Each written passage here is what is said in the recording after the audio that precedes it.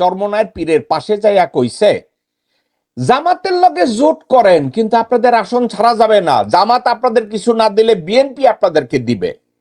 আপনারা শুনছেন না চরমনাই এবং জামাতের সাথে খুব গন্ডগোল যাইতেছে, কে কয়টা আসন নিবে, এগুলা নিয়ে চরমনাই 150 আসন চাইতেছে। এই আইডিয়াটা কার জানেন? মির্জা ফাক চরমনাই পীরের পাশে বৈশা তারে বুঝাই আসছে। কে? ভারতীয় দালাল মির্জা ফাক এবং মোহাম্মদ সালাম, এ নান্দির ঘরের বান্দি চরমনায়ের পীরের পাশে যাইয়া কইছে, জামাতের লগে জোট করেন কিন্তু আপনাদের আসন ছাড়া যাবে না, জামাত আপনাদের কিছু না দিলে বিএনপি আপনাদেরকে দিবে। এখন সোর মোনাই কি করছে? সোর মোনাই চিন্তা করছে যে আমরা বিএনপির লগেই যাই। আপনি দেখেন এই সোর মোনাই আর এর মির্জা ফাক এবং মোহাম্মদ সালাম নন্দির ঘরের বান্দি। দেখেন। আসসালামু আলাইকুম। ওয়ালাইকুম আসসালাম। আপন শুকরিয়া লাগাই দিলাম সালামের লাগাই সালামের দিতে হয় না এটা আর মজা আছে। জি এটা দেন কেমন ঠিক আছে।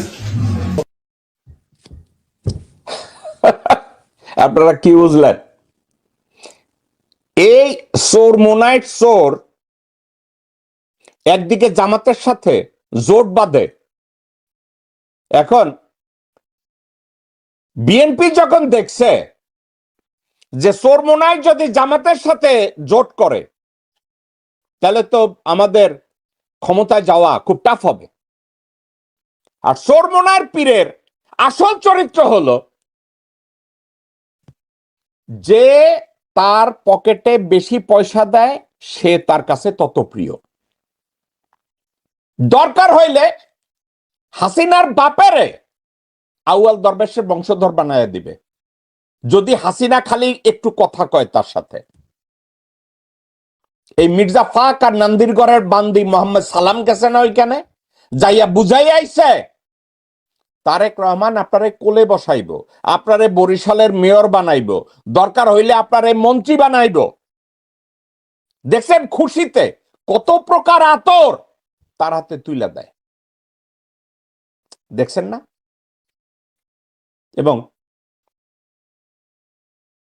জামাতে ইসলামী তারপরেও চেষ্টা করে যাচ্ছে এদের সাথে কম্প্রোমাইজ করা যায় কিনা। জামাতে ইসলামী ভালো করছে না খারাপ করছে জামাতের রাজনীতি জামাত বুঝে, কিন্তু সাবজেক্টটা কোথায়? তারা বলে না রাজাকার রাজাকার রাজাকার, রাজাকারদের সাথে রাজনীতি করা যাবে না, মৌলবাদের সাথে রাজনীতি করা যাবে না। তো চরমনাইয়ের ওইখানে আপনারা গেছেন কার বাল ছিটতে? মির্জা ফাক।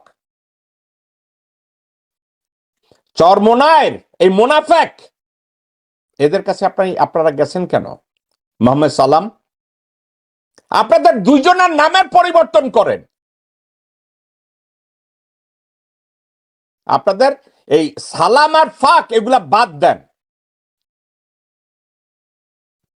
একেবারে ঠান্ডা মাথায় আমি যদি বলি নন্দির ঘরের বান্দি, আপনারা তাই, আপনারা মানসিক ভাবে একেবারে জাস্ট নন্দির ঘরের বান্দি।